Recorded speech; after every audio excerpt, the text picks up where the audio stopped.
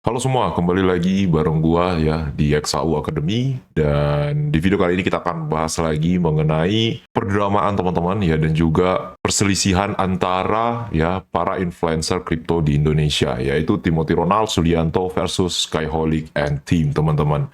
Dan di video ini ya kita memiliki beberapa news terbaru teman-teman ya, breaking news terbaru, dan jujur ya ini bakalan kaget kalian, karena di sini gue tidak hanya membahas mengenai kasusnya aja, tapi gue kasih ke kalian logikanya, ya, dan juga faktor-faktor ya yang mempengaruhi hal tersebut ya. Jadi kita lihat teman-teman ya, di sini ada member kelas kripto, salah satu paguyuban dari korban akademi kripto ya. Dan kalau kita lihat ya, postingannya, ya postingannya itu yang baru yang menarik menurut gua yaitu ini sih ya. Sama ini juga kalau kalian lihat di sini,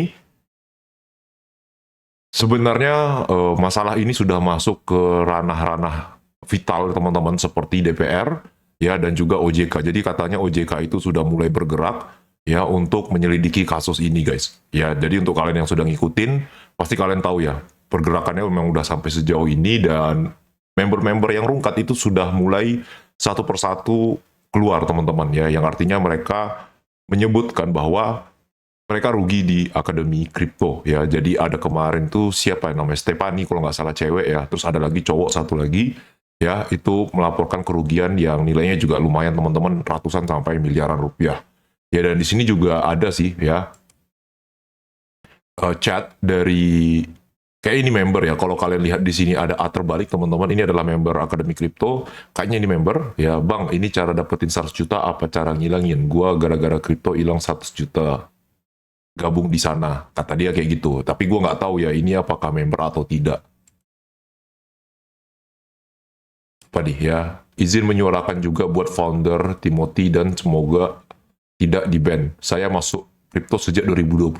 Waktu 2021 itu tembus di Raca. Nah, untuk kalian yang nggak tahu Raca ya, Radio Caca ya, itu adalah koin yang sempat gainnya itu ribuan persen guys ya. Dan XRP ya, kalau XRP kalian pasti tahu lah, tapi kalau Raca mungkin ada sebagian dari kalian tidak tahu, jadi gue kasih tahu ya. Raca itu adalah koin dengan nama Radio Caca ya. Jadi kalian bisa lihat berapa gainnya itu saat itu, dan ini juga lumayan guys ya. Yang ikut Raca pasti dapat cuan banyak karena dia gainnya itu nggak ratusan persen tapi ribuan persen teman-teman ya. Dia itu kurang lebih kayak Shiba Inu, tapi kalau Shiba Inu jauh lah levelnya, Shiba itu jauh guys. Namun yang saya pelajari itu bukan kegunaan kripto, melainkan market alur kripto, di mana FOMO berarti cuan. Memang teman-teman ya, betul. Kalau kalian lihat di kripto ya, itu rata-rata seperti itu terus ya. Jadi yang FOMO itu kayak Radio Caca, Shiba Inu, Doge ya kan, yang dimana narasi di pasarnya itu lagi kenceng, gainnya pasti naiknya ribuan persen ya.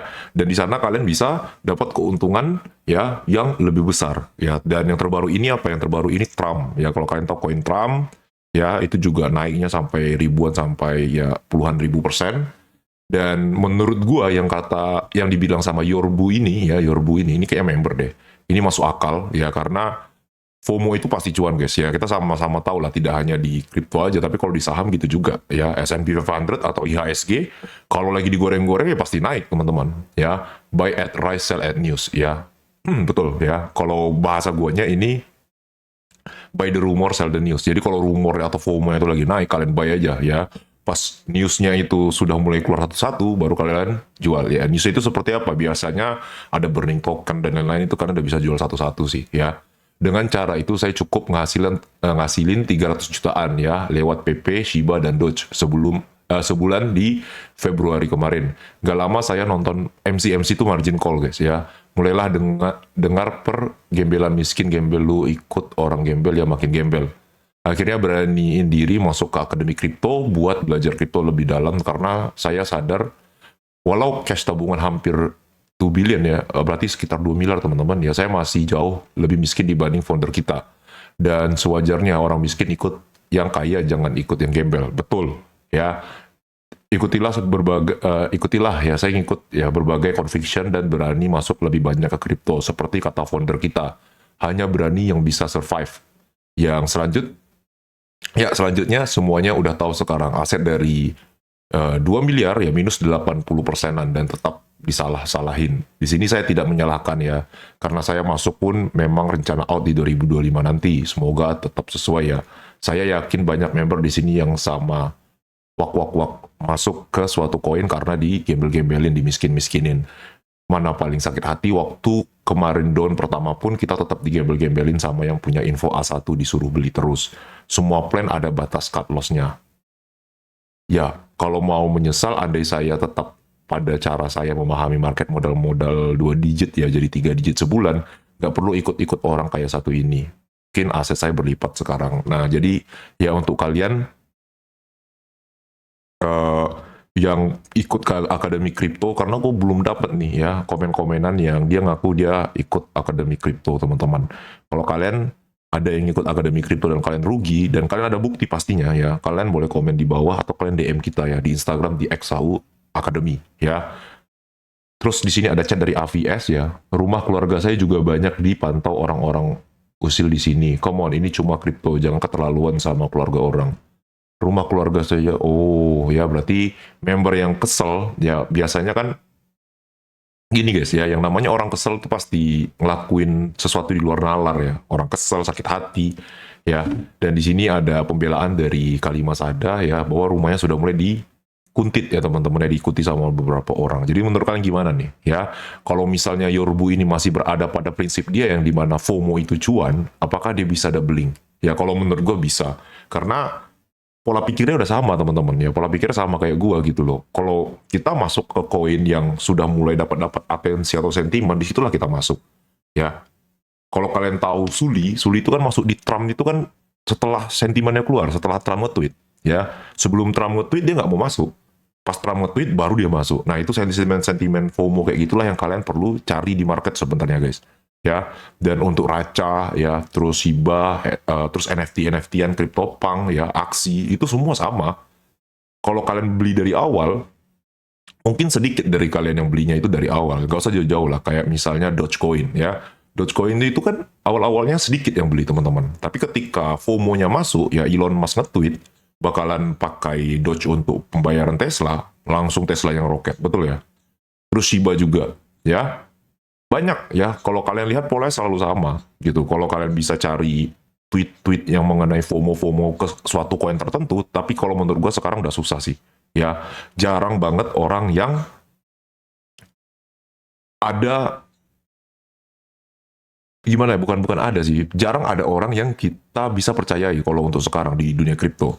Karena ternyata mereka tweet untuk pump and dump guys ya, jarang kayak dulu tuh yang mereka itu bisa kita percaya, kayak misalnya ke tweet itu harganya bakalan naik berapa persen gitu ya. Kalau sekarang bakalan lebih susah.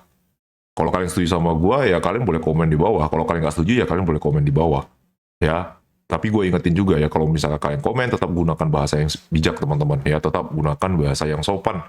Karena gini guys ya, semua yang kita rasakan di market itu kan, kalau menurut gua itu murni kesalahan kita ya, walaupun ada intrik dari beberapa oknum, tapi ya inilah yang dinamakan sebagai pembelajaran guys ya. Kalau kalian mengerti dengan apa yang gue sampaikan beberapa video ke belakang, dan gue juga udah buatin ya mengenai yang namanya itu belajar trading ya. Kita punya playlist baru ya, belajar trading, kalian bisa lihat di sana. Gue buat dari dasar sampai kalian bisa analisa pasar.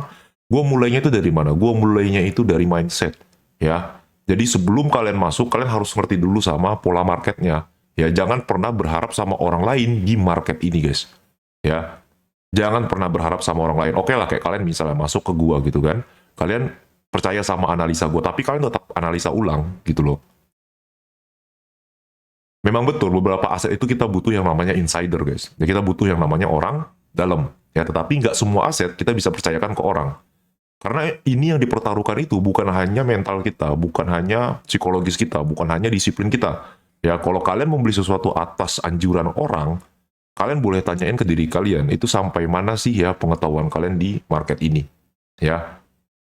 Karena selalu seperti itu, pasti ada orang-orang ya yang nge-buy atau membeli itu di pucuk, dan pasti ada orang-orang yang menjual itu di dasar.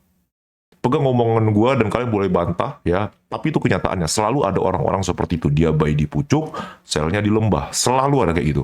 Harga naik dikit dia karena nggak ada trading plan, dia nggak mau TP ya, Jadi TP-TP para FOMO ini teman-teman ya, orang-orang yang ikut-ikutan terus oke lah ikut-ikutannya kayak misalnya Yorbu gini kan, dia ikut-ikutannya bagus nih, dia bisa dapat raca kayak gini bagus sih ya, berarti dia kan masuknya kalau nggak di tengah di bawah ya kan, dari bawah dia dapat harga berapa naik, berapa ratus persen naik dia cut ya. Tapi masalahnya banyak ya trader-trader itu yang masuk itu di pucuk gitu loh. Nah ketika dia masuk di pucuk harga turun ya kan, dia udah gain misalnya 100%, tapi di otak dia ya, dia dapatnya itu 800%, 1000%. Jadi ya rata-rata trader-trader yang baru-baru masuk ke dunia trading ini guys, dia itu masuk bukan dengan plan, tapi dengan feeling.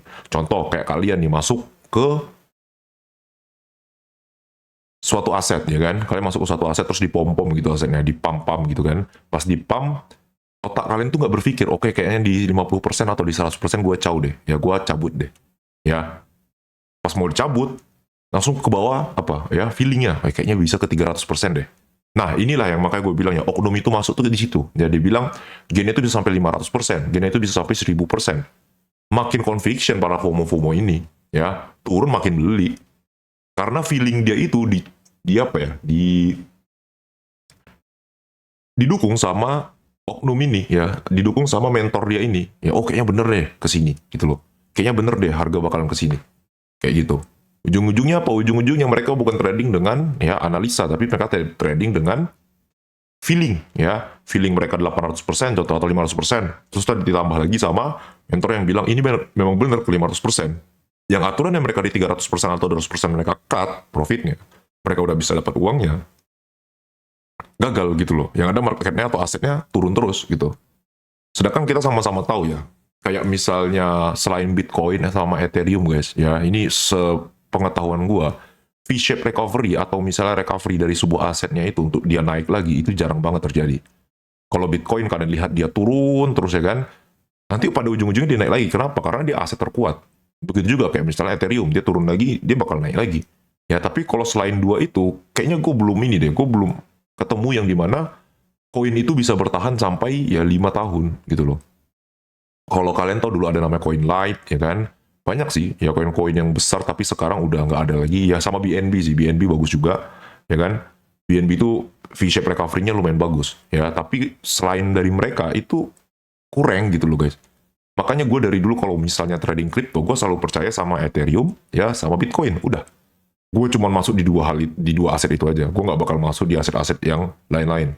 Gak apa-apa gue dapat cuman gain 50%, gak apa-apa gue dapat gain cuman 100% ya, daripada gue betting ya uang gue. Karena kan gini guys, ya nggak semua orang itu lahir dari keuangan yang mapan gitu loh. Kayak misalnya kalian punya orang tua kaya raya gitu loh, kayak gue misalnya, gue nih bukan dari orang kaya gitu loh. Jadi untuk kehilangan uang di market itu, gue mikir 3 kali ya, atau bahkan sampai 5 kali. Makanya gue lebih safe di market. Nggak apa-apa kalau gue di market itu bukan sebagai main income ya, tetapi untuk mempertebal ya cash gue, udah gitu aja ya. Jadi kalau kalian tanya gue trading di mana, gue trading di kripto, gue trading juga di XAU ya. Tapi selain trading di kripto dan XAU, gue juga punya bisnis gitu loh.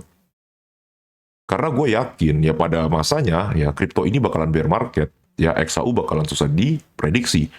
Tetapi ya yang namanya bisnis itu akan tetap terus jalan guys ya, dan bisnis itulah yang nge-spoil gue gitu, yang bisnis itu yang bakalan ngasih gue makan gitu loh ketika dua market ini tidak berjalan dengan baik ya. Ini pendapat gue sih guys. Kalau pendapat kalian kayak mana ya, pendapat kalian kayak mana? Apakah yang dibilang dari Yorbu ini dan statement gue itu benar ya? Karena sejauh ini memang kayak gitu.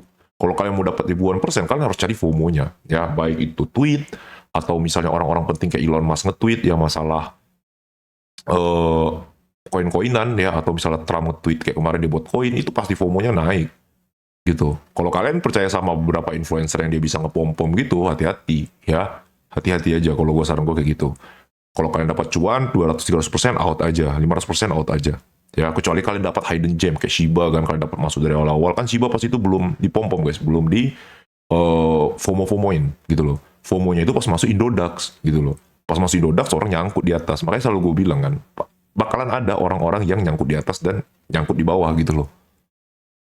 Sampai kapanpun ya, market itu selalu seperti itu. Oke? Jadi langsung aja komen di bawah. Gue harap ya video kali ini kalian bisa terbantu, dan kita akan lanjut di video berikutnya. Bye-bye.